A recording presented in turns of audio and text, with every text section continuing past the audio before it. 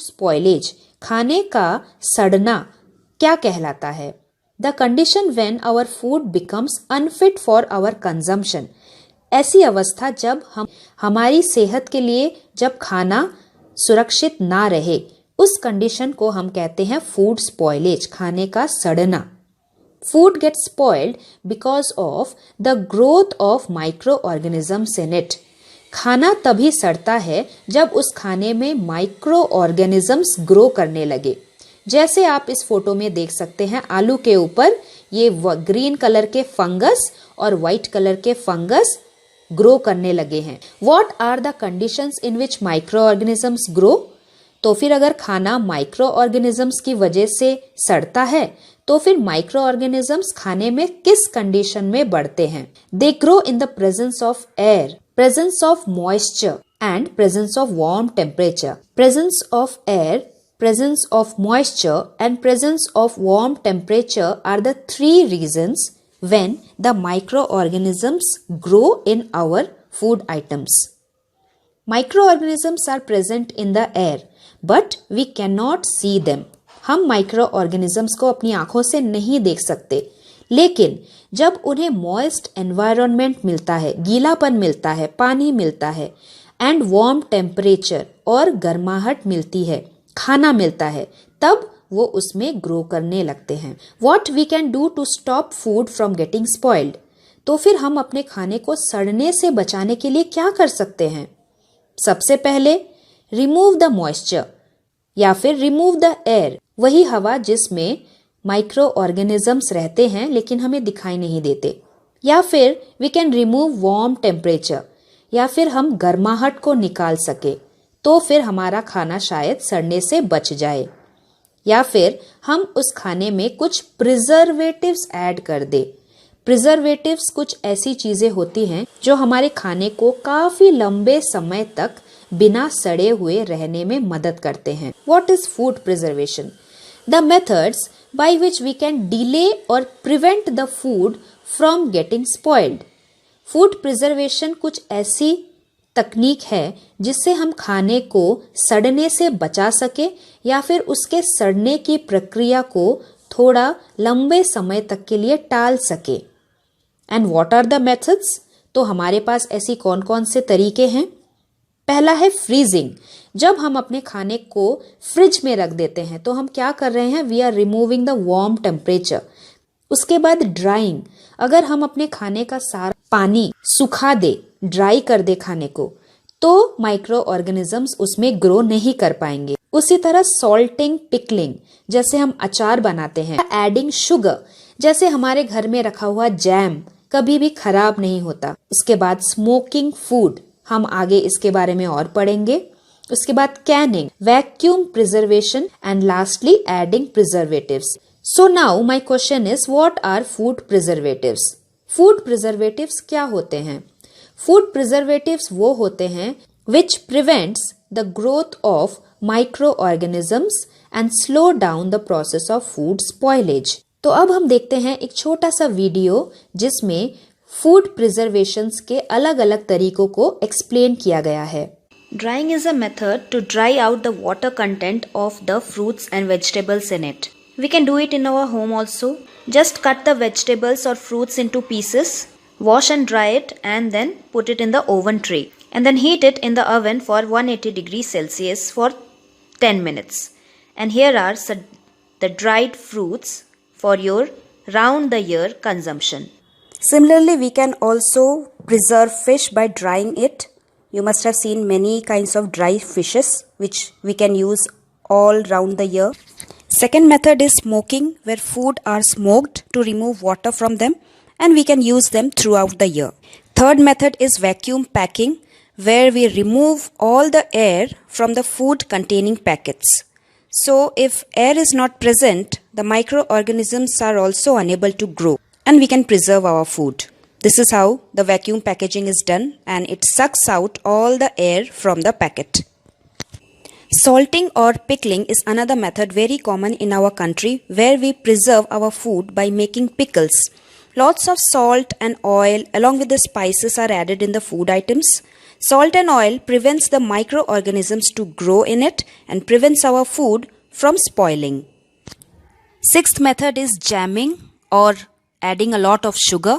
Microorganisms cannot grow in too much of sugar, and that is why our jams, murabbas, jellies don't get spoiled. Another method is canning, where foods are kept in sterilized tin can and sealed. It prevents microorganisms to enter into the can. This is called canning method of food preservation. चिट्टी बाबू और चिन्ना बाबू नाम के दो भाई हैं जो आंध्र प्रदेश के आत्रेयपुरम शहर में रहते हैं। दोनों भाई अपने गर्मियों की छुट्टी आम के बगीचे में खेलते हुए गुजारते हैं। उन्हें कच्ची आम नमक मिर्च लगा के खाने में बड़ा मजा आता है। उनकी माँ घर में आम का अचार भी बनाती हैं। एक दिन चिन्ना बाबू ने अपनी माँ से आम पापड़ बनाने को कहा। Their father said, आम पापड़, जिसे आंध्रा में मामीदी तंद्रा बोलते हैं, उसे बनाने में 4 हफ्ते लगते हैं। It takes 4 weeks of hard work to make मामीदी तंद्रा. Father asked to help both the brothers and both of them agreed. अगले दिन दोनों भाई अपने पापा के साथ मार्केट में गए और पाम ट्री के पत्तों से बनी हुई एक मैट, कासूरीना ट्री से बनी हुई कुछ पोल्स और कुछ रस्सियां, चीनी और गुड़ ले आए। What are they doing in this picture? दोनों भाई पेड़ से आम तोड़ रहे हैं। पापा के साथ बाजार से सामान लेकर आए, आम का जूस निकाला, जूस को मैट के ऊपर फैलाया और 4 हफ्तों बाद जूस सूखकर आम पापड़ बन गया। चलिए देख लेते हैं एक छोटा सा वीडियो कि आम पापड़ को किस तरह से बनाया जाता है। पहले आमों के डंठल को काटा जाता है, फिर उनको अच्छे से धोया जाता है और उनका सारा छिलका निकालने के बाद उनका रस निकाला जाता है। फिर चीनी और गुड़ मिलाया जाता है। Sugar and jaggery acts as preservatives. Sugar and jaggery works as preservatives जो माइक्रो ऑर्गेनिजम्स की ग्रोथ को रोकते हैं। फिर उसे अच्छे से मिलाया जाता है। फिर इन आमों के रस को मैट के ऊपर अच्छे से फैलाया जाता है। सूरज की धूप में सूखने के लिए रखा जाता है।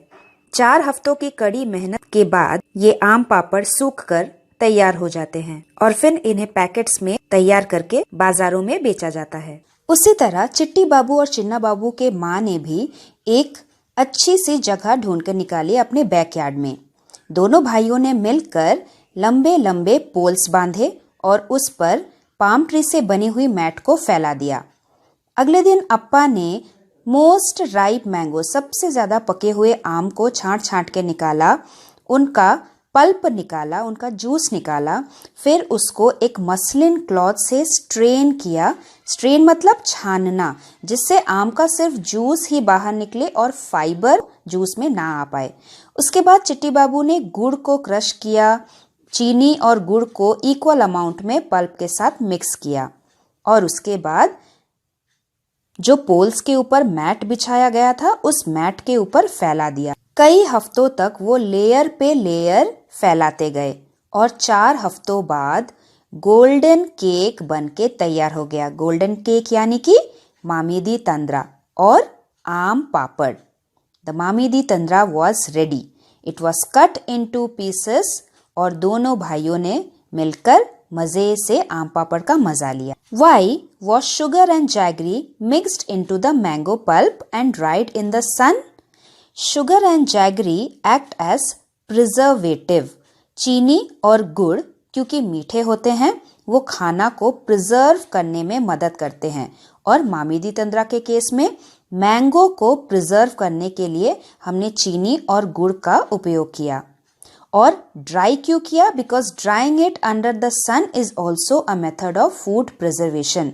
जब हम किसी चीज को ड्राई कर रहे हैं तब हम उसका पानी निकाल देते हैं and in the absence of water micro organisms are not able to grow और इसी तरह से हमारा फूड स्पॉइल होने से बच जाता है। Why did Appa first chose the most ripe mangoes to be used for making the Mamidi Tandra? अप्पा ने सबसे अच्छी तरीके से पके हुए आम को ही क्यों चुना मामेदी तंद्रा बनाने के लिए? क्योंकि ripe mangoes contain more juice and less fibre. क्योंकि मामेदी तंद्रा तो आम के जूस से ही बनता है। हम लोग आम के जूस को एकदम अच्छे से छान कर उसका जूस ही इस्तेमाल करते हैं। इसीलिए अप्पा ने सबसे ज़्यादा पके हुए आम को ही लिया, क्योंकि उसमें सबसे ज़्यादा जूस होता है और फाइबर कम होता है। How did the brothers make the mamidi tandra? Write down step by step what they did. Step by step उन्होंने क्या क्या किया? सबसे पहले तो उन्होंने कैसुरीना पोल्स को डाला, पोल के ऊपर मैट लगाया, फिर मैंगो के जूस को निकाला, उसको फिल्टर किया और मैट के ऊपर स्प्रेड कर दिया, और इसी तरह लेयर आफ्टर लेयर हर हफ्ते वो बिछाते गए। और जब लेयर आफ्टर लेयर बिछाने के बाद वो सूख गया, 4 हफ्तों के बाद आम पापड़ बनके तैयार हो गया। What things are made in your house from ripe and unripe mangoes? आपके घर में भी कच्चे आम और पके आम से क्या क्या बनता है? कच्चे आम से बनता है अचार, आम पन्ना और आम की चटनी, और पके हुए आम से बनता है आम पापड़, मैंगो जैम और मैंगो मिल्क शेक।